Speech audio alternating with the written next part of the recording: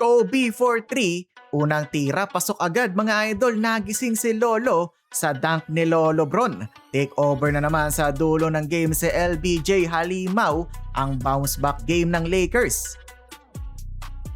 Los Angeles Lakers versus Atlanta Hawks, lalaro sa back-to-back game si LeBron. Opening quarter, LeBron finding DA sa paint area, binisik lang ni Ayton yung kanyang bantay. Matindi naman ang bawin ng Atlanta, 4-point play mula kay Alexander Walker. Walang sinayang na oras si LeBron, inatake kaagad ang depensa ng Hawks. Strong drive to the basket. 9-minute mark, what a pass mula kay Smart, literal na hinagisa ng bola si LeBron na tinapos naman ng one-handed jam. 5 straight points mga idol para sa Lakers nang makatres pa sila Arabia. Unti-unti na nagkakamomentum ang LA, atake na naman si LeBron pero this time nakita niyang wide open sa wing si Luka, unselfish play for LBJ.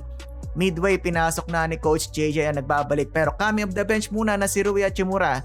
Hindi na ipasok ni Rui ang kanyang unang attempt beyond the arc pero nakados naman siya from the baseline mula sa bounce pass ni Smart.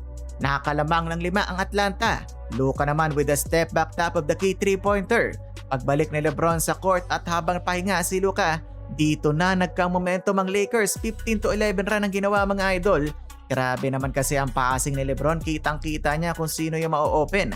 Nakaraming tres tuloy si Gabe Vincent, karamihan galing kay LeBron. Eto naman si LBJ, napagtripan pang sayawan at atakihin yung big man ng Atlanta. 37-30 end ng quarter. Second period, Hawks naman ang nag-run, halos mabura nila ang 10-point lead ng LA Lakers ng ganun-ganun na lang. 9-minute mark, iba din talaga yung court vision ni Luka, nakita niya pang papuntang baseline sila Arabia. Meanwhile, Kispert tumira na naman ng tres, naitabla niya ang laban all 42. Marcus Smart mga idol, bigla na lang naging post-up player, kala mo si LeBron sabay nag-fade away. Natawa pa ang commentator sa kanya dahil kahit nasa likod na ng basket, natira pa talaga etong si Marcus Smart. Nag-change na naman ang momentum, balik sa home team na double team si Luka pero naipasa niya kay Arabia na wide open sa top of the key. Eto na ang Lake Show, 15-2 run, nagiinit na ang kamay ni Dodon. Pinagtitirahan ng tres ang Atlanta yung isang 3-pointer from the parking lot. Sa sobrang saya, lumambitin pa sa ring si Luka.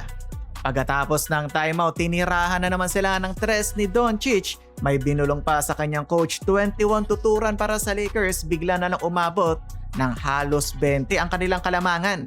Nakisali na sa 3-point party si Marcus Smart. Grabe yung outside shooting ng LA. 11 threes on 61%. Ang taas nun. May halong swerte na talaga ang Lakers. Binato na lang nila Arabia ang bola dahil paubos na ang shot clock. Pumasok pa yung tres. 1 minuto mahigit, ang pinakamatandang player ngayon sa liga, dinaig pa ang bata kung makatakbo sa fast break.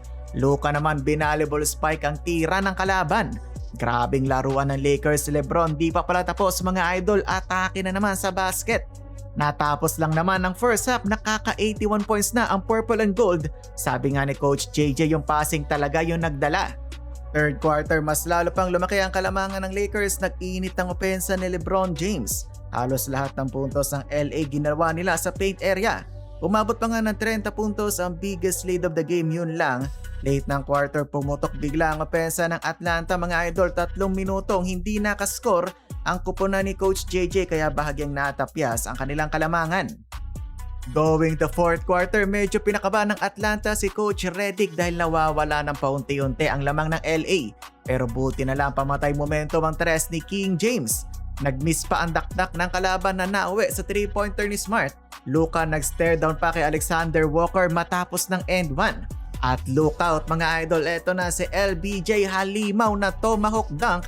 Talagang umalog ang ring, nagising nga si Lolo sa dunk ni Lolo Bron.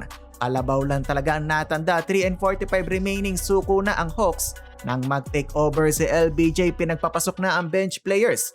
Pinalaro na ang bagong player na si Kobe Buffkin, pinalitan pa ni Bronny ang kanyang tatay. Bronny to Kobe mga idol for 3, unang tira pasok agad. Final score 141-116, panalo ang Lakers.